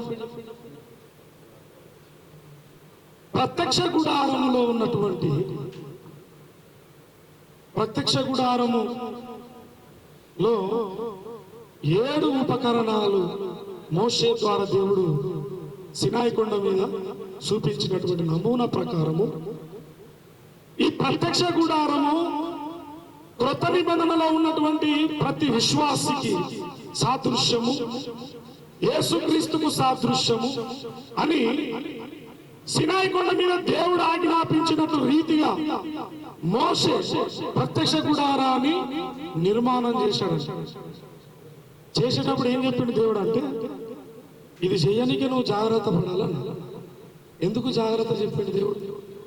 ఎందుకు చెప్పిండు అంటే మానవ జ్ఞానం పనిచేస్తుంది. దేవుడు చెప్పినటువంటి మాటకు వ్యతిరేకమైనటువంటి ఆలోచనలు చాలా మానవులను మరి శోధిస్తాయి, ప్రభావితం చేస్తాయి. సైతాన్ గాని పని అదే.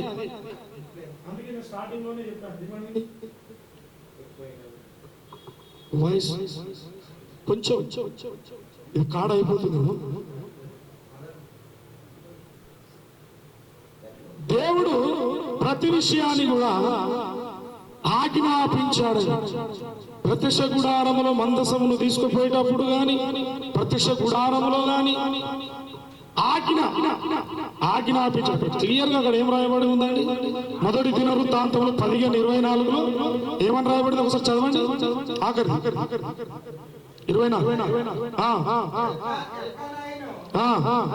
మందసమునకు ముందు నడిచి కావలివారుగాను,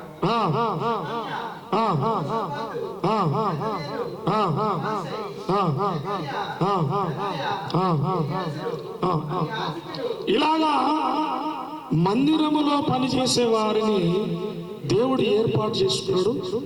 ఆ కాలంలో అహరోను సంతతి వారిని మరి ప్రత్యక్ష గుడారంలో మెయిన్ వర్క్ వాళ్ళు చేయాలి, యాజకత్వం. ఈ ప్రత్యక్ష గుడారమును, ఆ టెంట్లను, ఆ స్తంభాలను మరలా లేపుకొని తీసుకొని వాళ్ళ వేరే వాళ్ళు లేవి వంశంలోనే రకరకాల పనులు కలిగినటువంటి వారు. అందులో మ్యూజిక్ వాయించేవారు, సితార వాయించేవారు, సంగీతం వాయించే వారిని ప్రత్యేకంగా దేవుడు ఏర్పాటు చేసుకున్నాడు. ఆయన పేరు ఆసాఫ్. 25వ అధ్యాయము ఒకసారి చూడండి. 25వ అధ్యాయము మొదటి నుంచి చదవస్తాం. మరియు దావీదును సైనాధిపతులను హేమాను కొందరిని ఏ సేవ నిమిత్తము సితారాలను స్వరమండలములను వాయించు. ఎందుకు నియమించాడు? దేవుడు చెప్పకపోతే నియమిస్తారా?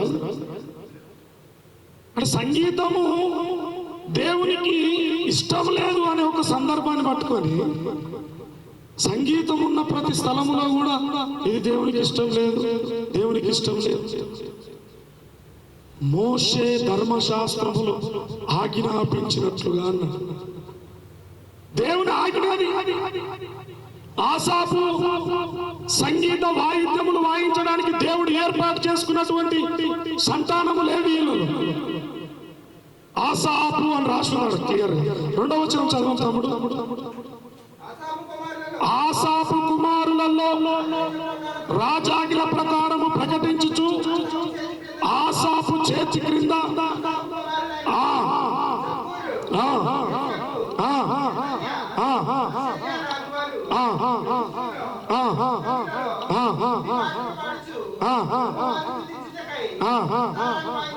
దేవునికి మహిమ కలుగునుగాక. సితారా వాయించు, వీణ వాయించు. ఎందుకంటే ఇప్పుడు సితార ఒకటి కయ్యేను సంతానమైనటువంటి ఫలానా వ్యక్తి తయారు చేశాడు కాబట్టి నేను వాడొద్దంటే, అన్న కూడా ఉపమానం తీసుకుండు కాబట్టి నేను కూడా ఉపమానం తీసుకుంటాను. ప్రారంభంలో మనం ఏమని మాట్లాడారంటే ఉపమానమే తీసుకోవద్దన్న. కాబట్టి కథలైన ఉపమానమైన రెండొకటి. తర్వాత దాని గురించి క్వశ్చన్ అని నేను ఆన్సర్ చెప్తాను. భూమి మీద క్రైస్తవులే దేవుని బిడ్డలే అన్ని తయారు చేస్తే మనం వాడుతున్నామండి. మైక్ ఎవరు తయారు చేశారు అంటే మైక్ కనిపెట్టింది బైబిల్ చదివినాయని చెప్తాం, కానీ అసెంబ్లీ చేసి దాన్ని తయారు చేసి ఇస్తుంది ఎవరు మనకు? ఎవడో. అవునా కాదు? అవునా కాదు? మైకు తయారు చేసిన ఆయన ఖచ్చితంగా బైబిల్ చదివిన ఆయన చేసి నేను కూడా నమ్ముతాను. లైట్ కనిపెట్టిన ఆయన బైబిల్ చదివిన ఆయననే కనిపెట్టినని మనం మంచిగా చెప్తాం, కాదని కాదు. ఆ కనిపెట్టిన ఆయన అన్ని తయారు చేసి దేవుని బిడ్డని తయారు చేసి పంపిస్తుందా? లేదు కదా. ఇదొక పక్కకు పెట్టండి. దేవుని మందిరములో ప్రత్యేక వర్గం ఉన్నది, సంగీతం వాయించడానికి. దేవునికి ఇష్టము లేకపోతే, దేవునికి అసహ్యమైతే ఒకవేళ సంగీత వాయిద్యాలను ఎందుకు అనుమతిస్తాడు దేవుడు? ప్రత్యక్ష గుడారం మందిరం దగ్గర దేవుని మందసము తీసుకుపోయే సమయంలో ఎందుకు దేవుడు అనుమతిస్తాడు? సితార వాయించి, బూరలు వాయించి. బూర అంటే కూడా శబ్దమే కదా, సంగీతం కదా. బూర కూడా శబ్దం, సంగీతం. ఎరుకో గోడల చుట్టూ ఇశ్రాయేల్ ప్రజలు ప్రయాణం చేస్తున్నప్పుడు వాళ్ళకు ఎరుకో గోడ అడ్డం వచ్చింది. సందర్భం చెప్తాను, తర్వాత చూడండి. ఎరుకో గోడ అడ్డం వస్తే ఏం చేసిన వాళ్ళు? అరే మీరు సపాటు కొట్టద్దు, స్తుతి చెల్లించొద్దు, ఏం కొట్టదు, సపదాకా తిరిగండి, గోడ కూలిపోతుందని చెప్పిండ. స్తుతిస్తూ దేవుణ్ణి మహిమపరుస్తూ గట్టిగా కేకలు వేస్తూ ఎరుకో గోడల చుట్టూ తిరుగుతూ గోడ కూలిపోయింది.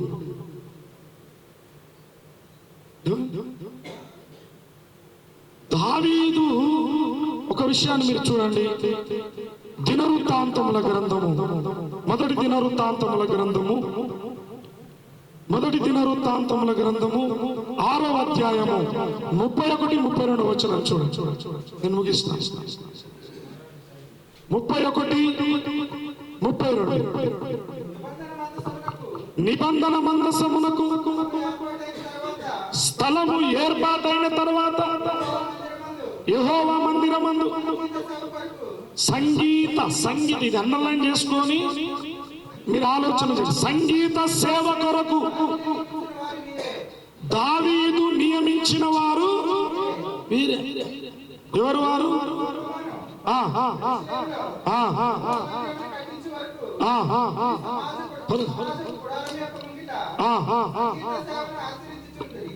సంగీత సేవను ఆచరణలోనే ఉన్నది. సంగీత సేవ కొరకు కొంతమందిని దేవుడు ఏర్పాటు చేసుకున్నాడు. అన్న ప్రథముడు ఆసాపు.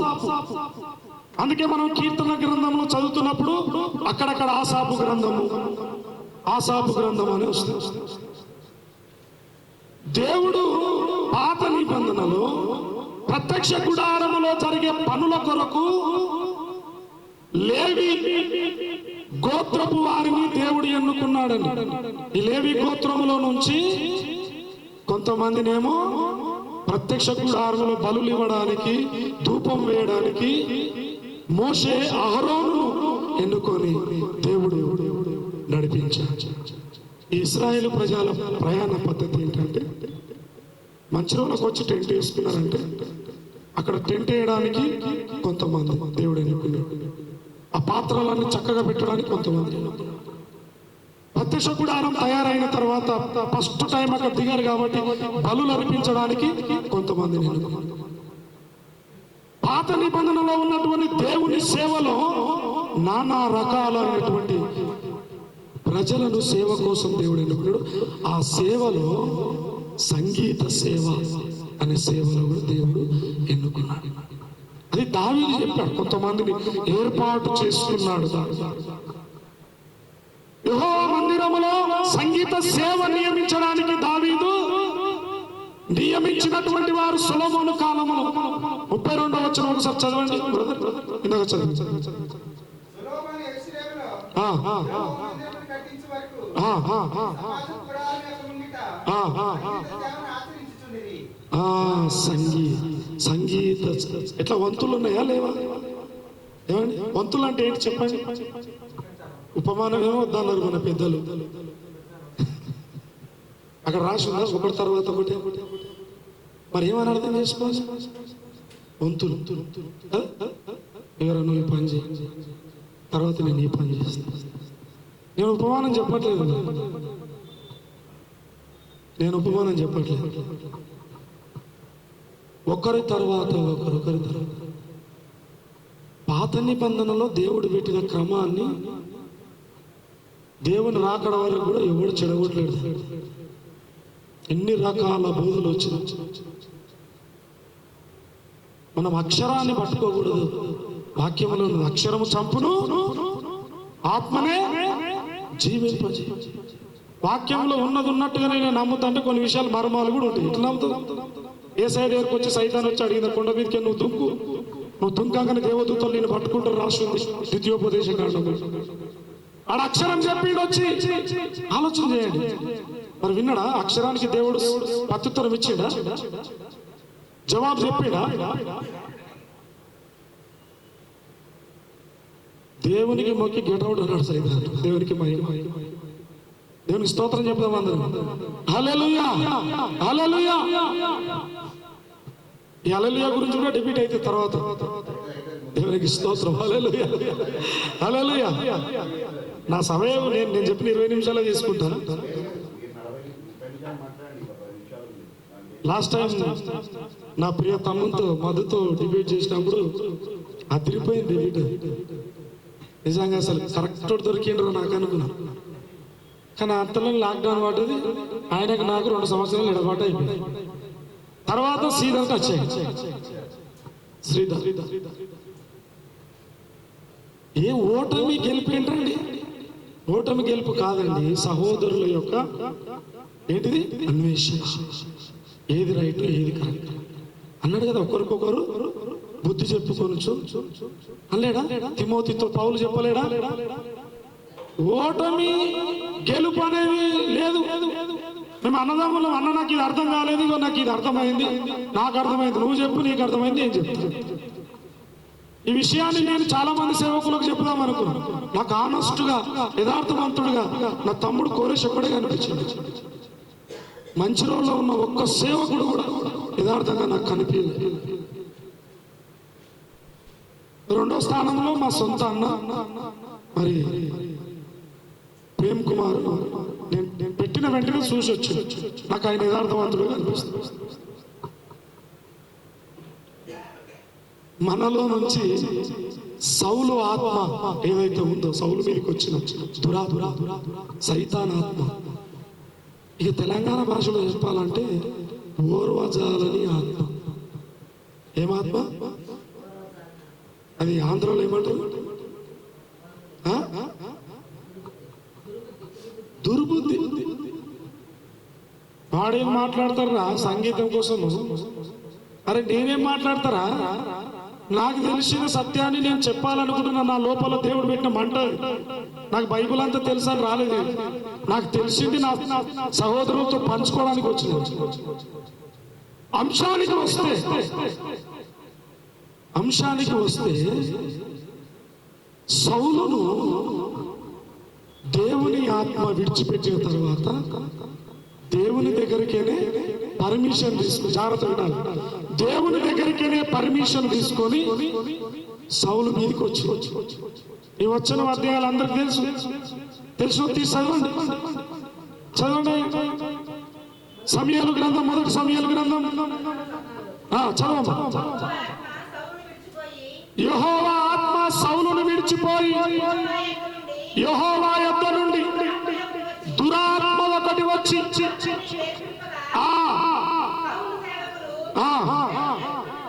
దేవుని యొద్ద నుండి వచ్చిన దురాత్మ ఒకటి ఇక చాలా తర్వాత మీరు చదువుకోండి, ఆ వచనాలను చదువుకోండి. ఆ సందర్భం మనకు బాగా తెలుసు. సేవకులందరూ చెప్తున్నా మనం విన్నాము. ఎక్కడి నుంచి వచ్చింది దురాత్మ? దేవుని దగ్గరికి వచ్చింది, పర్మిషన్ తీసుకున్నది. ఈ లైవ్ వీక్షిస్తున్నటువంటి సహోదరులు కూడా నేను చెప్తున్నాను, ప్రతి ఒక్కరికి కూడా దురాత్మ దేవుని దగ్గరికి వచ్చి సౌలును పడితే చాలా చక్కగా వాయించగలిగిన, చమత్కారంగా వాయించగల ఒక ఆయన ఉన్నాడు. యెషయి కుమారుడు, కడసారి వాడు, లోకం దృష్టిలో పనికి మాలినాడు, గొర్రెలు మేపుతాడు, గొర్రెల వాసన వస్తుంది అని అన్నలు చులకన వేశారు, కుటుంబం చులకన చేసింది కదా. దావీదు అన్నలు మొనగాళ్ళు అనుకున్నారు కానీ దాక్కున్నారు, పోయి రాళ్ళసాటు పోయి రోషం కలిగి ఒక్కడే వచ్చాడు ఇంకటికి. రే సున్నతి లేని ఫిలిష్తీయుడు, నువ్వు ఏ పాటి వాడివిరా నా దేవుని ధిక్కరించడానికి సవాల్ చేస్తావని నేను నిన్ను చంపుతాను. రోషం ఉన్నాడే సత్యం కోసం నిలబడతాడు, రోషం ఉన్నాడే సత్యం కోసం మాట్లాడతాడు. యథార్థంగా ఆనెస్ట్ పీపుల్ కావాలండి దేవునికి. సందర్భాన్ని ఏం మర్చిపోలే, విషయాలు చెప్తున్నా. దురాత్మ పర్మిషన్ తీసుకొని సౌలు మీదకి వస్తే ఏ దురాత్మ పట్టి దావీదు సంగీతాన్ని వాయించి ఆ దురాత్మ నిలగొట్టాడు? చెప్పండి చెప్పండి చెప్పండి.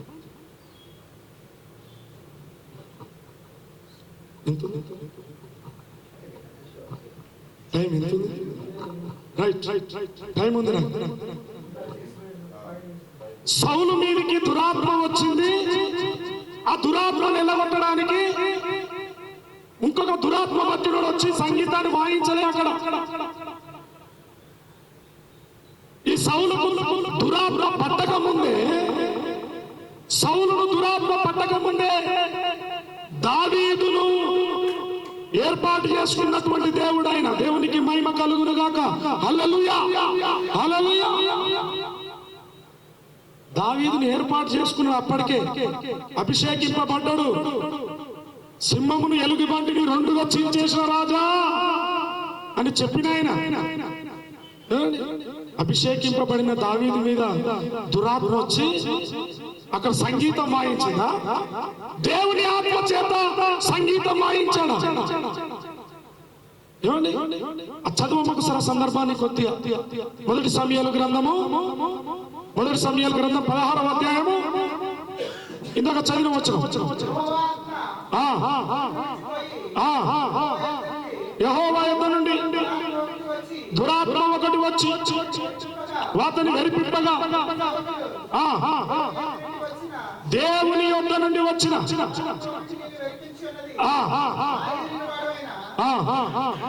చాలు చాలు చాలు.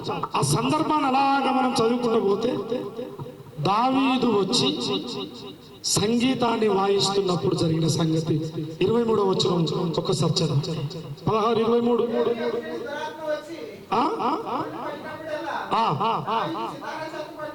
దావీదు సితారా చేత పట్టుకొని వాయింపగా దురాత్మ అతనిని విడిచిపోయెను. బాగా ఇది సత్యం కాదంటారా? లేకపోతే ఆయన కూడా బోలనగుషో అను దయ్యమును నేను ఒకటే వెళ్ళిపో అని గారడి సింహంలాగా చేసిన అక్కడ దావీదు. దేవుని ఆత్మ అభిషేకింపబడిన దావీదైనా ఆయన సితార వాయించగానే సౌలు మీద ఉన్నటువంటి దురాత్మ వెళ్ళిపోయింది, సౌలు బాగుపడ్డాడు.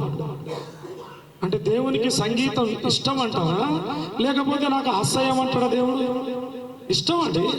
ఎందుకు ఇష్టంగా దేవునికి సంగీతం? ఎవరు వాయిస్తే దేవునికి ఇష్టం లేదు తెలుసా? ఒక వచనం చూపిస్తా చూడండి. కీర్తనలు 50వ అధ్యాయము. ఎవరు దేవుని ఆరాధిస్తే దేవునికి నచ్చదు, ఎవరు దేవునికి సంగీతం వాయిస్తే దేవునికి నచ్చదు అనంటే ఎలాంటి వారు అనంటే, ఒకసారి 50వ కీర్తన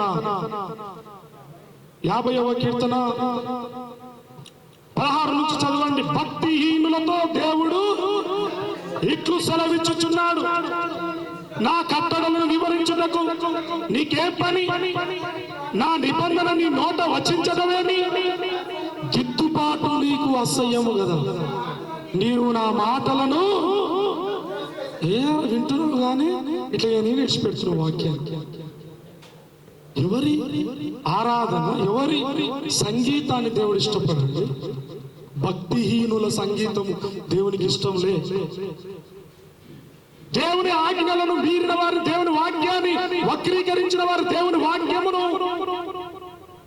విని విడిచిపెట్టే భక్తిహీనులు లేరంటారా సమాజంలో, సార్వత్రిక సంఘంలో? అటువంటి వారి ఆరాధన, అటువంటి వారి ప్రార్థన, అటువంటి వారి సంగీతం నాకు ఇష్టం లేదని. మరి ఎటువంటి వారి సంగీతం నీకు ఇష్టం ప్రభువా అని కనుక పరలోకానికి పోయినాక నువ్వు అడిగితే, దావీదు సంగీతం, దావీదు వారి, ఇందాక చెప్తూ దావీదు వాళ్ళే నాట్యం ఆడుతూ అనే సంగతి మనమ్మ అన్న తమ్ముడు చెప్పాడు. శ్రీధర్ మందసాన్ని ఊరేగిస్తుంటే దావీదు డాన్స్ ఆడి తాగి ఆడలే దావీదు. సంతోషంతో, ఆనందంతో మందసమును ఊరేగిస్తూ ఉన్నప్పుడు, ఆడుతూ ఉన్నప్పుడు ఆయనకు ఉన్నటువంటి ఘోష ఊడిపోయిందని కిటికీలకి చూసింది మీకాలు, ఆయన భార్య. బుద్ధి లేదా నువ్వు రాజు పిచ్చోళ్ళ గట్లాడుతున్నావు అని పనికి మాలిన మీకాలు అనుకుంది. ఈ కాలంలో పనికి మాలినటువంటి భక్తిహీనులు కొందరు అనుకుంటారు కదా, అలాంటి వారి మీకాలు అనుకున్న, ఆ మనసులో అనుకున్న ఒక మాటకు చచ్చిపోయిందాకా ఆమెకు గర్భం రానియలేడు దేవుడు.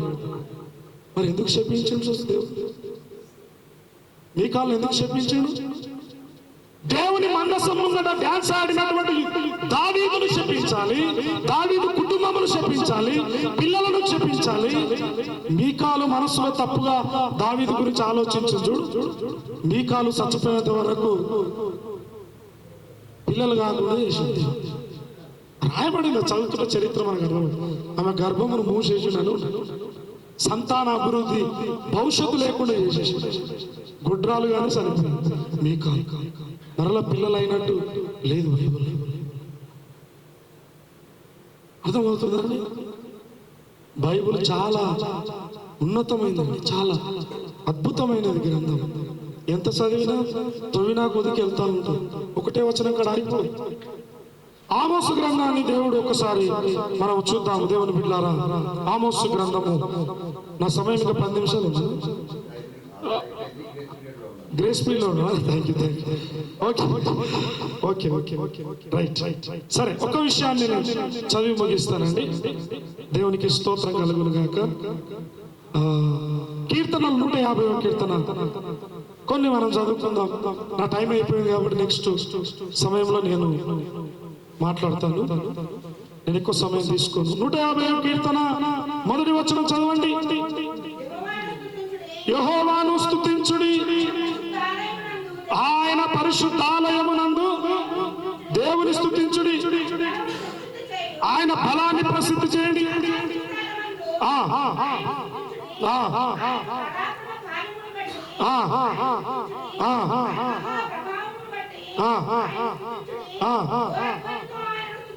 చాలా మొదటి వచనంలో ఏమన్నాడు అంటే, ఆయన పరిశుద్ధాలయములో నందు దేవుని స్తుతించుడి అని చెప్తూ మళ్ళా అంటాడు 3వ వచనంలో, ఆయనను స్తుతించుడి. ఎట్లా స్తుతించుడి? భూరధ్వనితో స్తుతించుడి, స్వరమండలముతో స్తుతించుడి, సితారాతో స్తుతించుడి, తంబూరతో స్తుతించుడి, నాట్యముతో స్తుతించుడి, దంతి వాద్యములతో స్తుతించుడి. ఇక అక్కడి నుంచి మీరు కిందికి చదువుకున్న పోతే గంభీర ధ్వనులు, సితారా, సంగీతము. ఎక్కడ వాయించమన్నాడమ్మా? ఎక్కడ వాయించమన్నాడు? రోడ్డు మీద నడుస్తూ వాయించమని చెప్పాడు. అక్కడ కూడా ఒకవేళ నువ్వు వాయిస్తే, సువార్త ప్రకటిస్తూ, దేవుని వాక్యాన్ని ప్రకటిస్తూ, లేకపోతే పాట పాడుతూ వెళుతూ ఉన్నావు అనుకో, అక్కడ కూడా డోలు కొట్టు, కంజర వాయిస్తూ కూడా వెళ్ళొచ్చు. ఆ స్తుతి ఆరాధన వేరు. దేవుని మందిరములో ఆరాధించుడి.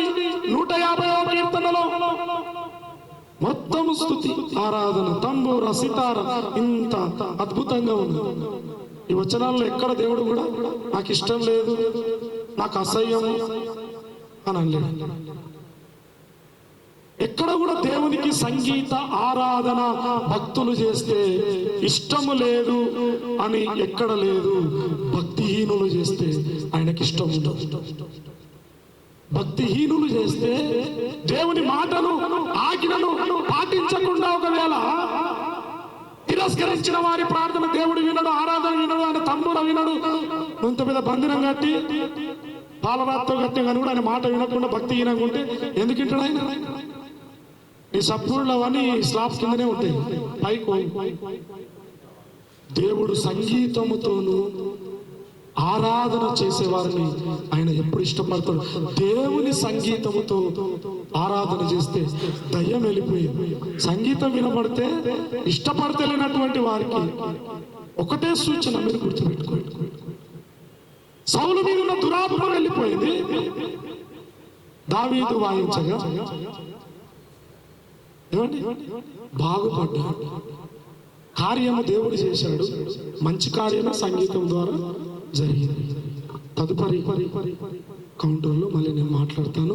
ఈ సమయం ఇచ్చిన అధ్యక్షుల వారికి నా హృదయపూర్వక వందనాలు. నా సమయాన్ని ముగిస్తున్నాను. Thank you.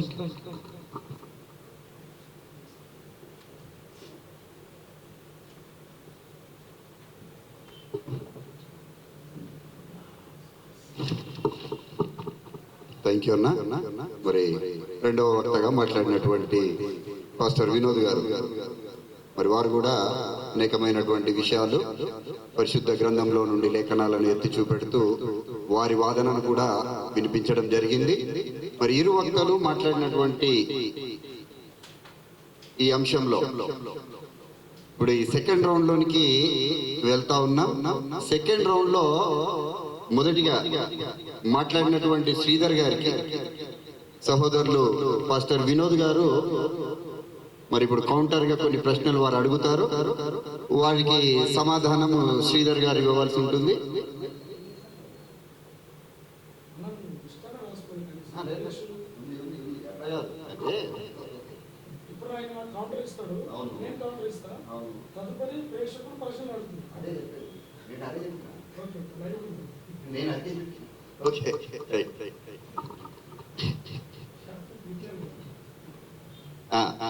ఇప్పుడు మరి వినోద్ బ్రదర్ గారు శ్రీధర్ గారిని